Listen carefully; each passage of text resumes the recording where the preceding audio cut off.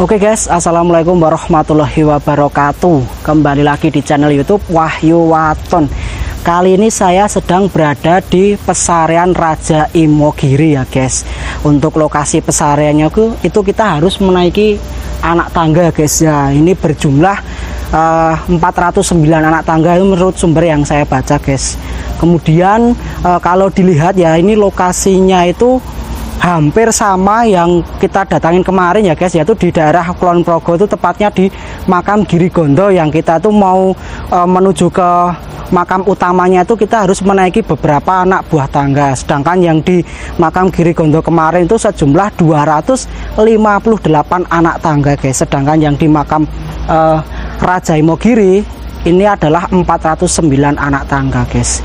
Jadi nanti kita mau naik ke atas sana, tapi berhubung mengkis-mengkis ya guys ya, nafas tua, nanti kita mau ambil motor terus kita naik melalui pintu sebelah barat guys. Tapi disarankan untuk pengguna motor ya, dan itu harus izin kepada petugas yang penjaga di sana, karena di sana itu ada semacam portal guys. Jadi kalau untuk mobil itu harus lapor dulu, karena di sana tuh khusus tamu ya, seperti peziarah juga yang di sebelah sana. Jadi nanti kita mau ambil motor terus kita muter naik melalui pintu yang di sebelah barat sana, yang nanti kita langsung memasuki dari kompleks makam Raja Mataram ya guys ya. Yang di sebelah barat nanti adalah dari kompleksnya Kasunanan Surakarta, seperti itu guys ya. Kita naik ke sana, muter ding.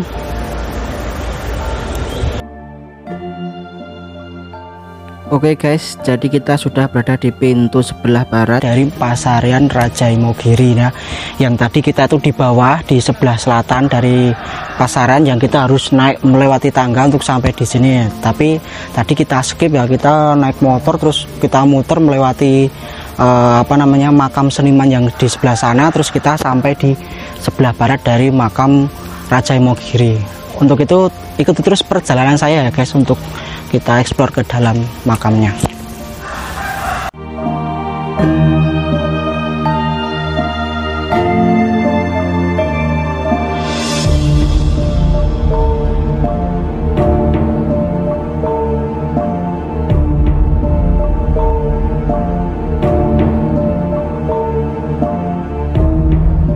Oke guys, di sebelah sini dari makam Raja Imogiri ya. Di sini itu adalah makam dari Kasunanan Solo atau Surakarta. Jadi kompleknya itu di sebelah sini. Nah, sedangkan yang tengah namanya itu Kasultanan Agungan. Itu untuk pemakaman atau pasarian dari Sultan Agung Hanyokrokusumo. Nah, sedangkan yang di Kasultanan Yogyakarta itu berada di paling timur. Nah, kompleksnya sebelah sini. Kemudian di sini pagarnya itu bernama Panduraksa guys. Nah, pagar di sini itu bernama Panduraksa, yang kalau kalian lihat ya, ini beruntung kita tuh hari ini datangnya ke sini tuh pada hari Jumat, jadi dibukakan untuk yang berziarah seperti itu. Nah, ini di depan gapura yang Panduraksa ya. Jadi gapuranya itu memiliki atap seperti, nah ini guys, bisa diisu di atas. Nah, memiliki atap seperti itu yang dinamakan gapura Panduraksa. Untuk makamnya di sana sudah dituliskan bahwasanya di sini dimakamkan Pakubuwono, seperti itu guys, dari Kasunanan Surakarta. Kemudian untuk Panduraksa tadi ya, gapura Panduraksa itu berornamen atau bermotif seperti sayap burung atau burung ya, yang itu dalam filosofi Jawa itu berarti burung yang lepas dari sangkarnya, yang juga bisa diartikan ruh yang keluar dari badannya, seperti itu kalau dalam filosofi Jawa. Gapuranya sangat tinggi guys. Kita lanjut ke sini.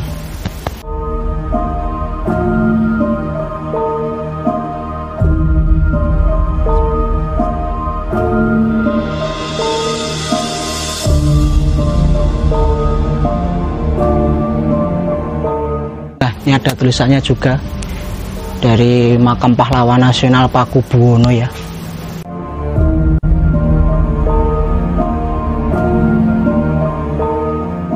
Oke guys, kita sudah sampai di kompleks kedua dari makam Kasunanan Surakarta. Nah, di belakang saya ini adalah kompleks dari makam Pakubuwono ya, yang ditulis di sebelah situ. Namun untuk apa namanya, coraknya ini dominasi warna putih guys, sedangkan yang di sana tadi dominasinya warna hitam dan putih, mungkin bangunan baru ya. Kalau ini mungkin bangunan lama, dan di sini juga ada gapuranya Panduraksa juga, dan terdapat motif ukiran juga di pintunya seperti itu. Kita lanjut ke sana ya guys. Jadi beruntung ya guys, kita tuh kesini pada hari Jumat, jadi banyak yang berziarah di sini karena memang di sini diperuntukkan itu untuk berziarah setiap hari Senin, Jumat sama Minggu kalau nggak salah seperti itu. Kita lanjut. Oke guys, dan di sini juga terdapat semacam pendopo ya, yang digunakan mungkin untuk para peziarah untuk beristirahat, itu juga bisa di sini. Dan di sebelahnya juga ada makam. Ini masih di kompleks Kasunanan Surakarta guys, seperti itu. Bisa kalian lihat ya di sana. Nah, di situ juga ada gapura Panduraksanya juga, yang identik dengan bangunan Jawa ya, seperti itu. Kemudian yang saya bilang tadi, yang di sini tuh terbagi menjadi 3 bagian ya, yang di sebelah barat itu untuk pesarian atau pemakaman dari Kasunanan Surakarta, sedangkan yang di tengah itu bernama Kasultanan Agungan, yang itu untuk pesarian atau pemakaman dari Sultan Agung Hanyokrokusumo. Nah, sedangkan yang di sebelah timur itu adalah pasaran dari Kasultanan Yogyakarta. Kita sudah mau mendekati yang tengah guys, yang di Kasultanan Agungan. Ini biasanya kalau kita kesini pada hari Sabtu atau Minggu itu sangat ramai sekali guys. Banyak orang yang melatih fisik di sini, dan biasanya goeser juga itu juga bersepeda sampai sini untuk menikmati segarnya di pagi hari, karena nih suasananya masih sangat asri, masih sangat banyak pepohonan dan suara kicauan burung tentunya guys, seperti itu.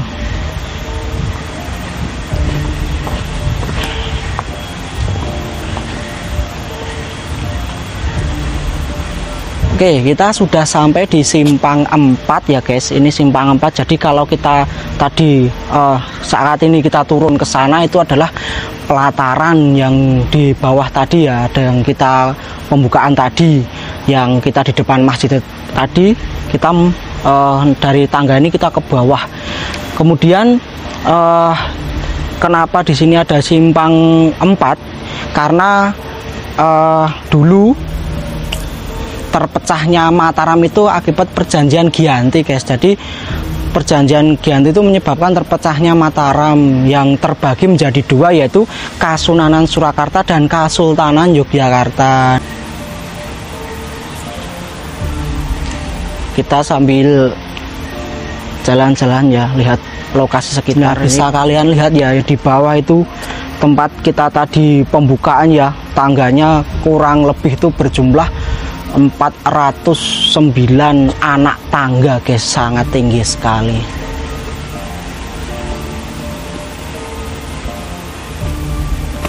Nah, seperti yang saya ceritakan tadi, bahwasanya ini yang dinamakan Kasultanan Agungan, tempat untuk pemakaman Sultan Agung Hanyokrokusumo. Seperti itu guys. Kemudian menurut sumber yang saya baca, bahwasanya pasarean ini dibangun pada tahun 1632 oleh Sultan Agung Hanyokrokusumo. Tapi nanti akan saya ceritakan, karena pembangunan pasarean ini juga tak luput dari arsiteknya di bawah naungan Sultan Agung Hanyokrokusumo. Nanti akan saya ceritakan. Sembari kita sebelum naik ke sana kita lihat dulu yang di sebelah timur itu merupakan pemakaman dari Kesultanan Yogyakarta, guys. Seperti itu.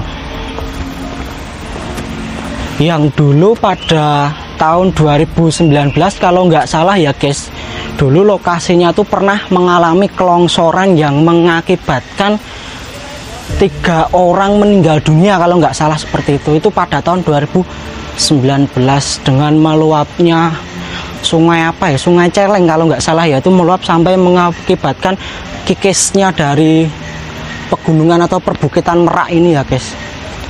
Kita ke timur.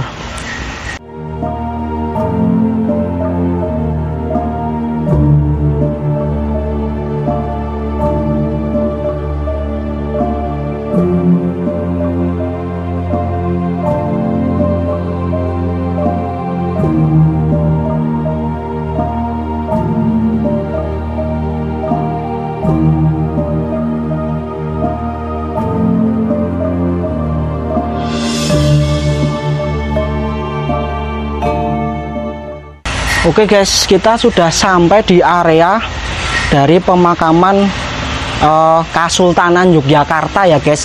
Yang di sini adalah makam pahlawan nasional Sri Sultan Hamengkubuwono pertama. Pemakaman dari Sri Sultan Hamengkubuwono pertama. Kemudian menurut sumber yang saya baca bahwasanya lokasi dari pemakaman Kesultanan Yogyakarta itu dibagi menjadi 3 astana atau 3 kedaton kalau nggak salah. Yang pertama itu namanya Astana atau Kedaton Kasuwargan. Kemudian yang kedua itu Kedaton Besiran. Kemudian yang terakhir itu Saptorenggo kalau nggak salah seperti itu guys. Nah yang di pertama tadi itu digunakan untuk pemakaman dari Sri Sultan Hamengkubuwono pertama dan ketiga. Nah, kemudian yang kedua, Sri Sultan Hamengkubuwono yang kedua itu tidak dimakamkan di sini guys, karena dulu menurut sumber yang saya baca ketika beliau itu meninggal, waktu meninggalnya itu bersamaan dengan perang Diponegoro kalau nggak salah seperti itu. Kemudian beliau Sri Sultan Hamengkubuwono kedua itu dimakamkan di makam eyangnya ya, yang berada di Kota Gede. Dan itu pun ketika beliau dimakamkan di situ, menurut sumber yang saya baca ya, itu tidak melalui pintu depan guys, melainkan beliau itu dimakamkan melalui pintu belakang. Jadi setelahnya jebol tembok. Itu menurut sumber yang saya baca. Kita lanjut ke sebelah sini. Ini baru diadakan pekerjaan guys kalau nggak salah, karena sangat bising ya guys. Saya lihat dulu.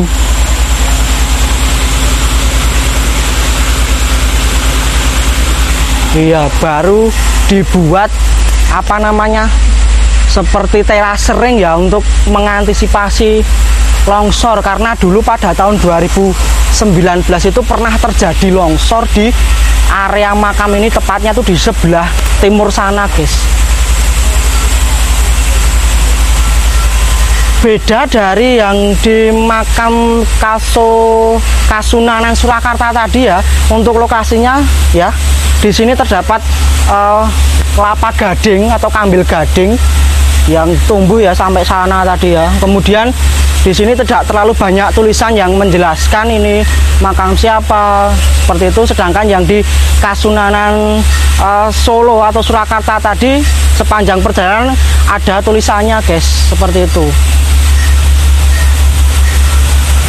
Agak bising, mohon dimaafkan ya guys, karena ini sedang ada pekerjaan. Seperti itu guys.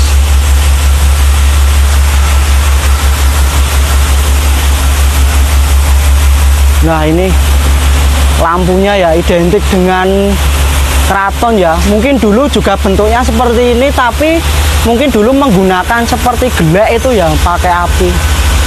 Seperti itu. Dan di sini juga ada tulisannya, makam pahlawan nasional Sri Sultan Hamengkubuwono ke-9 ya. Siapa sih yang nggak kenal beliau Sri Sultan Hamengkubuwono ke-9 yang beliau ikut berperan dalam memerdekakan bangsa kita ya, bangsa Indonesia ya, seperti itu. Nah kemudian ini yang saya ceritakan tadi guys, bahwasanya dulu pernah longsor di tahun 2019. Jadi yang longsor itu sebelah sini.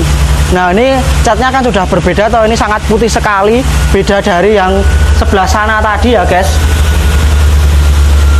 Nah ini sangat putih sekali karena ini bangunan baru guys. Ini menurut sumber yang saya baca ini dipergunakan untuk kompleks dari Sri Sultan Hamengkubuwono ke-10 yang sekarang guys. Seperti itu. Lokasinya dulu di sini longsor ya. Mungkin kameramen bisa melihat bekas lokasi yang longsor ya. Nah, sekarang sudah dibuatkan tanggul terasering seperti itu untuk mencegah terjadinya longsor lagi. Agak bising, kita langsung ke sana aja yuk. Kita cari tempat yang redup, yang enak untuk bercerita. Nanti akan saya ceritakan seperti itu guys. Saya nggak bisa membayangkan ini. Saya membayangkannya itu ini seperti bangunan apa namanya di keraton, di kerajaan itu loh, yang di depannya itu pintu apa, benteng masuknya, terus nanti belakangnya ada penjaga, terus lebih ke dalam lagi nanti ada apa bangunan utamanya seperti itu, karena sangat megah sekali guys, dan tebal ya, temboknya sangat tebal sekali.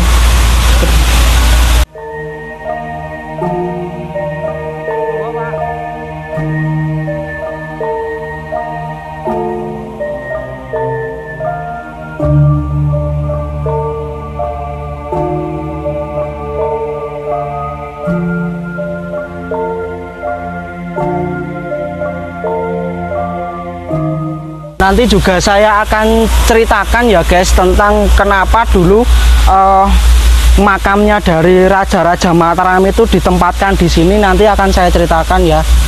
Dulu karena ini berkaitan dengan makam Giri Loyo yang berada di dekat sini ya. Seperti itu. Juga ada kisahnya dengan Sunan Cirebon ya kalau nggak salah, seperti itu guys. Nanti kita cari lokasi yang enak buat bercerita.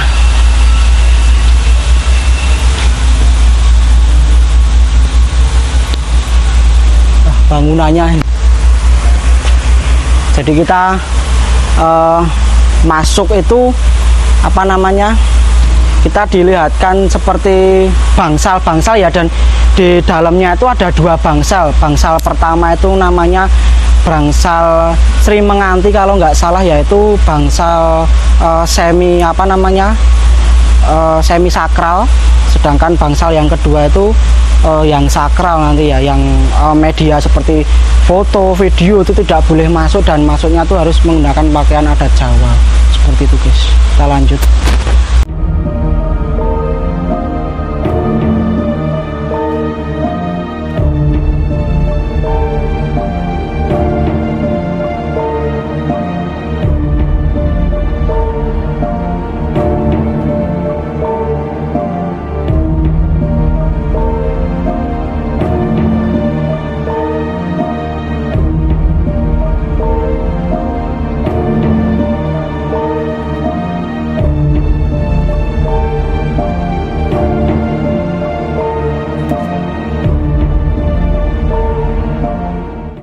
Oke, lewat sini aja ya guys.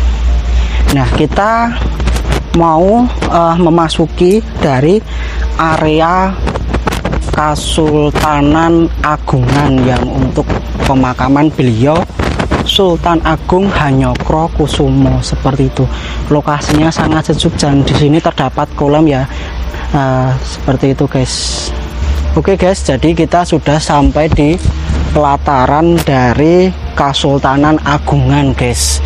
Nah, di sini itu dijadikan untuk makamnya dari Sultan Agung Hanyokrokusumo. Kemudian di sini itu ada makam, itu namanya Tumenggung Endronoto, yang kala itu beliau itu menjadi pengkhianat Mataram di kala itu ya, sehingga makamnya beliau itu memang sengaja dimakamkan di sini. Kemudian menurut sumber yang saya baca juga bahwasanya makamnya dari Tumenggung Endronoto yang berkhianat tadi dicacah atau dibagi menjadi 3 bagian. Yang di sini itu adalah badannya, kemudian yang di gapura itu adalah kepalanya, kemudian kakinya itu berada di kolam sebelah sana. Nah, kolam sebelah sana itu menjadi kaki, makam dari kaki Tumenggung Endronoto. Kemudian diceritakan pengkhianat itu karena dulu waktu beliau Sultan Agung mau menyerang ke Batavia, Tumenggung Endronoto itu membocorkan penyerangan atau membocorkan taktik dari atau strategi, terus kemudian membocorkan tanggal, jamnya berapa, itu membocorkan ya. Jadi sehingga itu menjadi salah satu faktor penyebab kekalahnya Sultan Agung ketika menyerang Batavia ya guys, seperti itu guys, sebelah sini. Nah, kemudian Kesultanan Agungan itu di atas sana, tapi nanti di sana itu ada batasnya guys. Jadi ketika kita mau memasuki ke tempat yang sakral, jadi kan nanti kita naik terus di depan gapura yang sebelah sana nanti ada yang namanya bangsal Sri Menganti, itu di artinya itu semi sakral. Jadi kalau kita itu naik itu media sudah tidak boleh dibawa atau tidak boleh berfoto di sana. Nah, kemudian kalau kita menaiki ke pesarian atau makamnya dari Sultan Agung Hanyokrokusumo, kita juga harus berpakaian adat guys, dan itu di sana nanti sudah disewakan seperti itu. Kemudian kenapa kok makamnya itu berada di Imogiri ya guys?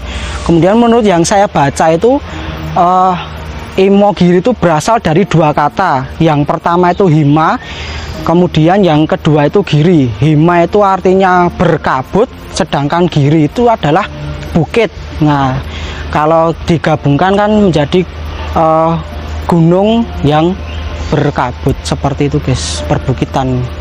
Nanti akan saya ceritakan bagaimana makam ini kok bisa ada di sini ya guys. Kita cari tempat yang redup pada ya mas ya. Mungkin sebelah bawah mas, tangga aja ya. Oke guys.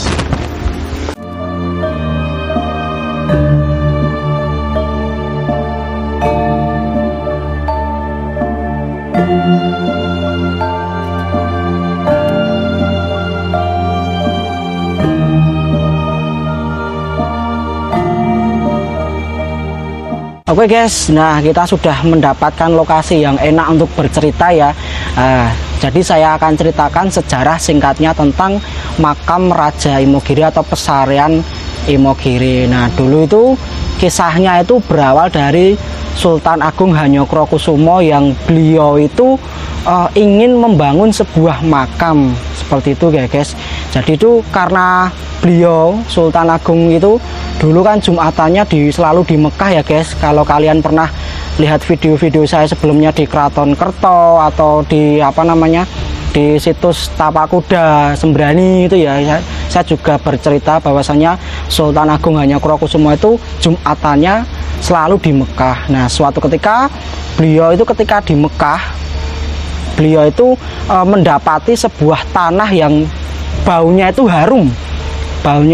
Kemudian itu beliau itu meminta izin kepada syekh-syekh yang ada di Mekah sana bahwasanya di lokasi tanah yang harum ditemukan oleh Sultan Agung Hanyokrokusumo tadi mau didirikan makam untuk beliau Sultan Agung. Kemudian para syekh itu menolak bahwasanya kamu itu sesepuhnya tanah Jawa, jadi tidak pantas untuk di sini karena kamu itu sesepuhnya tanah Jawa, jadi seharusnya kamu itu membangun pemakamanmu itu di Jawa seperti itu guys ya.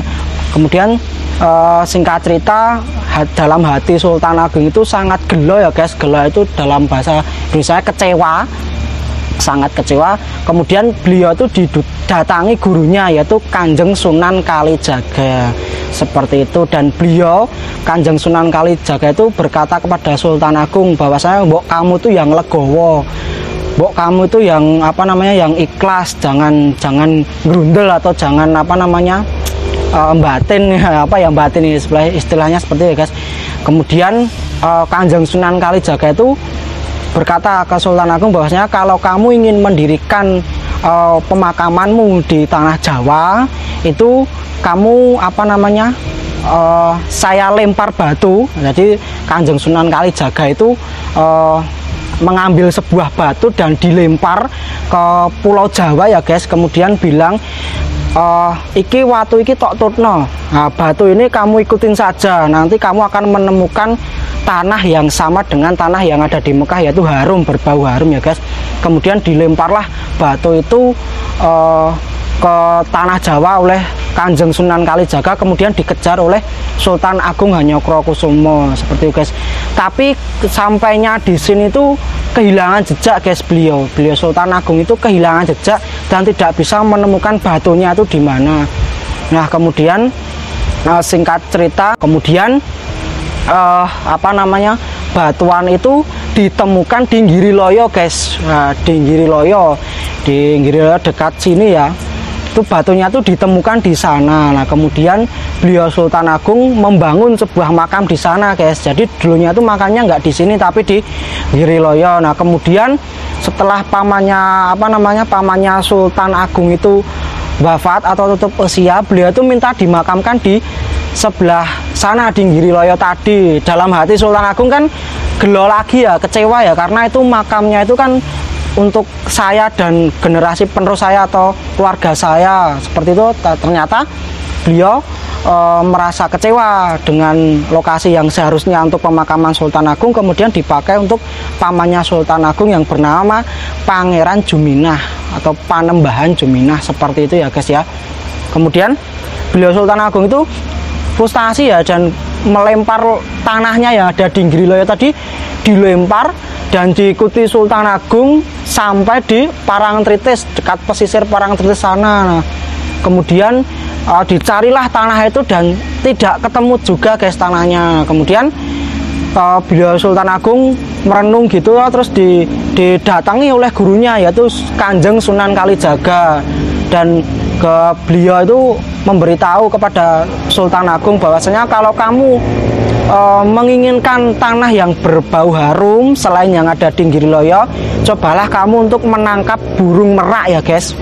Kemudian ditangkaplah burung merak dan beliau Kanjeng Sunan Kalijaga itu lepaskanlah burung itu dan kejarlah hingga ketemu, dan di situ tempat tanah yang sama harumnya dengan yang di Giriloyo maupun di Mekah tadi guys. Akhirnya beliau mengejar sampailah di sini guys, di perbukitan sini, makanya perbukitan sini itu bernama Bukit Merak. Nah, seperti itu kisahnya guys. Nah, menurut sumber yang saya baca ya guys, karena tadi ceritanya itu batuan yang dilempar Kanjeng Sunan Kalijaga dari Mekah ke Giriloyo tadi ya, setelah dilakukan penelitian ternyata itu memang dari Mekah guys. Jadi batunya itu memang dari Mekah. Itu batunya masih ada. Jadi nanti atau lain waktu kita akan datangi ke sana seperti itu guys ya. Di sana juga ada makam dari Sunan Cirebon dan ibu beserta pamannya dari Sultan Agung Hanyokrokusumo yang dimakamkan di sebelah sana. Kemudian saya akan ceritakan ya tentang pembangunan Pasarian tadi ya, yang pada tahun 1632. Nah, pembangunannya itu tidak menggunakan semen sama sekali ya guys. Jadi menggunakan metode yang batu batanya itu dari batu bata satu dan lainnya itu digesek dengan dicampuri air sehingga nanti memunculkan atau mengeluarkan cairan kental ya, itu sebagai perekat dari batu batanya guys. Oke guys, lanjut ke metode tadi ya. Setelah saya ingat-ingat tuh namanya metode kosot guys. Jadi metode batu bata yang digesekkan dengan bata satu ke bata lainnya itu digesekkan terus mengeluarkan cairan. Nah, itu disebut cairan yang untuk pelekatnya. Kemudian arsiteknya dari makam atau pesarian Raja Imogiri itu adalah Kiai Tumenggung Citrakusumo. Itu di bawah perintah dari Sultan Agung Hanyokrokusumo. Jadi beliau Kiai Tumenggung Citrakusumo tadi yang menjadi arsitek dari bangunan ini. Dan seperti yang saya katakan tadi bahwasanya bangunan ini tuh bercorak Hindu Islam Hindu, karena Ini dibangun sekitar abad 17 tadi ya guys, karena dulu abad 17 itu sedang tren-trennya seperti itu ya, mengikuti corak yang ada. Kemudian yang saya ceritakan tadi untuk metode kosot tadi ya, itu setelah dilakukan penelitian, batu bata zaman kita ya, zaman sekarang itu digesek terus campuri air itu tidak mengeluarkan cairan. Nah itu yang saya sangat kagumi, bahwasanya ketika metode kosot tadi juga berpengaruh terhadap pembuatan batu bata pada zaman dahulu, karena pada zaman kita yang sekarang itu sudah tidak bisa ditemui lagi guys, seperti itu guys. Oke guys, mungkin ini dulu yang bisa saya sampaikan, bisa saya eksplor di lokasi pesarian makam Raja Imogiri ya guys ya. Banyak kurang lebihnya saya mohon maaf. Untuk saya pribadi saya sangat alhamdulillah sekali ya, karena saya itu datang ke sini itu tepat pada hari Jumat, jadi banyak orang yang berziarah, kemudian banyak abdi dalam yang melakukan aktivitas di sini juga. Kemudian untuk lokasinya itu sangat luas guys, sangat luas sekali, karena tadi di sebelah barat itu kompleks dari Kasunanan Surakarta, kemudian yang di tengah ini adalah Kasultanan Agungan yang untuk pemakaman beliau Sultan Agung Hanyokrokusumo. Kemudian yang di timur adalah trah dari Kasultanan Yogyakarta, atau untuk pemakaman dari raja-raja Kasultanan Yogyakarta. Oke guys, untuk itu tetap dukung channel YouTube Wahyu Waton agar selalu berkembang dan selalu memberikan informasi-informasi yang bermanfaat. Saya akhiri, assalamualaikum warahmatullahi wabarakatuh.